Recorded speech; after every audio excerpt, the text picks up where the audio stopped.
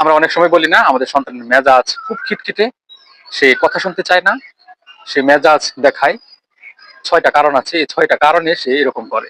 চলেন 6টা কারণ জেনে নিই।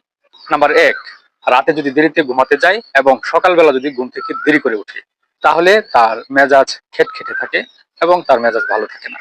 নাম্বার 2, ভিটামিন ডি এর অভাবেও অনেক সময় বাচ্চাদের বা আপনার সন্তানের মেজাজ খিটখিটে থাকে।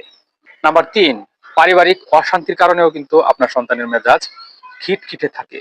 নাম্বার 4, যেটা হচ্ছে সবচেয়ে গুরুত্বপূর্ণ, অতিরিক্ত মোবাইল যদি সে দেখে, স্মার্টফোনের নেশা যদি থাকে, স্ক্রিন টাইমে যদি বেশি সময় দেয়, তাহলে কিন্তু তার মেজাজ কখনোই ভালো থাকবে না এবং মেজাজ খিটখিটে থাকবে।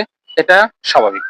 নাম্বার 5, আপনার সন্তান যদি তার সহপাঠীদের সাথে খেলাধুলা করার সুযোগ না পায়, তাহলেও কিন্তু তার মেজাজ খিটখিটে থাকে বা খিটখিটে হতে পারে। নাম্বার 6, অনেক সময় দেখা গেছে যে অতিরিক্ত মিষ্টি জাতীয় খাবার খেলেও নাকি মেজাজ খিটখিটে থাকে।